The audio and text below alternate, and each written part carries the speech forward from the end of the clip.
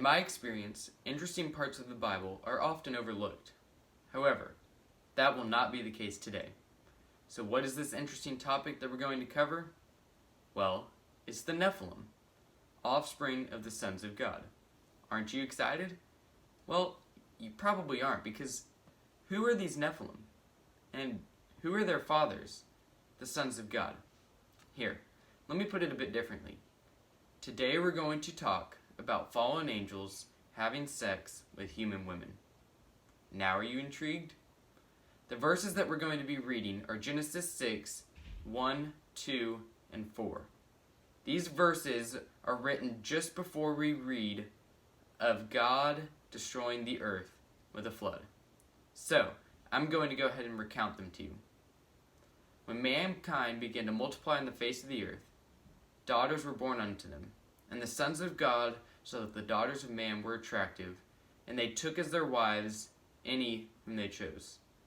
The Nephilim were on the earth in those days, and also afterwards, when the sons of God came into the daughters of man, and children were born unto them. These were the mighty men of old, men of renown. Alright, let's go ahead and unpack these verses. The first thing that we need to realize is that the angels, the sons of God that are talked about in Genesis 6, are angels. Specifically, these are fallen angels. At the beginning of Job, we read about Satan going and presenting himself before God. Well, when Satan did this, he was not alone. He had sons of God with him, and these sons of God could also be translated as angels. Later on, in Job 38, we read about God talking to Job. As he's talking to Job, he explains that at the beginning of creation, sons of God were present, and they rejoiced as the earth was created. These sons of God were angels. So in Job 1, we have fallen angels who are evil sons of God. In Job 38, we have pure angels who are pure sons of God. See, God created all angels to be good, but some chose to fall. Doug Van Dorn, the author of Conspiracy Theories, writes about Genesis 6 in his chapter on biblical conspiracy theories. He says that what took place in Genesis 6 was a second fall.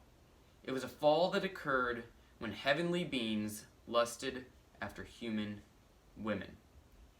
So, how did these angels fall? Well, that brings us to our second point. They fell by mating with human women. Genesis 6:2 and 6:4 reveal some interesting information about these relations.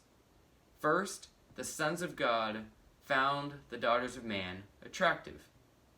Because of this, they decided to marry the women who were human women on earth. However, this does not make the marriages good. Out of these marriages, they produced Nephilim. Nephilim were their offspring. So, often, scholars try to discredit an angel's ability to reproduce. They do this by citing Matthew 22:30. But this verse only talks about angels in heaven who do not reproduce. It does not talk about fallen angels, and therefore we cannot negate a fallen angel's ability to reproduce sexually. So, who were reproduced? What were the offspring? Well, it was the Nephilim. Here, let me try to put it this way. When you mix and breed a horse with a horse, what do you get? Well, you get a horse. But if you take a horse and you breed it with a donkey, then what are you left with? You're left with a mule. And the same way, when you take a fallen angel and you breed it with a human woman, you get a hybrid offspring. An offspring that is half angel, half human. And who exactly were these hybrid Nephilim? Well, they were giants.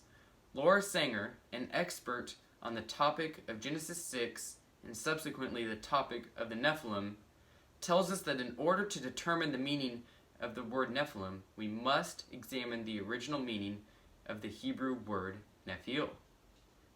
In her book on this topic, she writes that the meaning of the Hebrew word Nephiel can be translated to giants, bullies, or tyrants.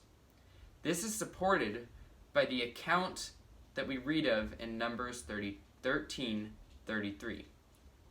In this story, Moses sends Israelite spies into the pagan land of Canaan. When he does so, the Israelite spies come back with a report of the land. In their report, they explain to Moses that there were Nephilim in the land, and that they were like grasshoppers in the sight of the Nephilim. This is further corroborated with the fact that in Genesis 6:4, we read that these were the mighty men of old, men of renown. So clearly there is something special about these Nephilim offspring.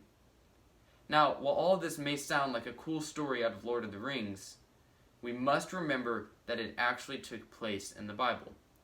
Furthermore, we must remember that these were not good company to be around. Enoch, a righteous man in the Bible, wrote about these Nephilim. In his writings, he tells us that the Nephilim eventually began to devour the humans that were on the earth. See, these were wicked creatures. They were not fully human, and the fallen angel aspect of them caused much destruction. So, in light of this point, we come to our final point, and that is that the flood and the wrath that God carried out on the face of the earth makes more sense because of the Nephilim. When we look around today, we can see wickedness all around us. We can even see it in ourselves. And we must remember that there was plenty of wickedness to go around in Genesis 6 when it came to humankind. And in fact, that's part of the reason why God had to wipe out the earth with a flood. But it is imperative that we remember he was also wiping out a very corrupted hybrid creation, a creation that was never intended to exist in the first place. So while God did send the flood to wipe out wicked humans, he also sent the flood to wipe out wicked Nephilim. Let's go ahead and recap what we've covered today. First, the sons of God were fallen angels. And these fallen angels decided to mate with human women. Second, the Nephilim were their offspring. But these Nephilim were not good. And that's the third point, is that they were giants, mighty men, and as Laura Singer said, bullies and tyrants. And that leads us to the fourth and final point, which is that in light of all this, the flood and the wrath of God upon the face of the earth can make more sense. So, the next time that you're watching Lord of the Rings, or any other fantasy type movie, remember that it may not be as far off from the Bible as you may think.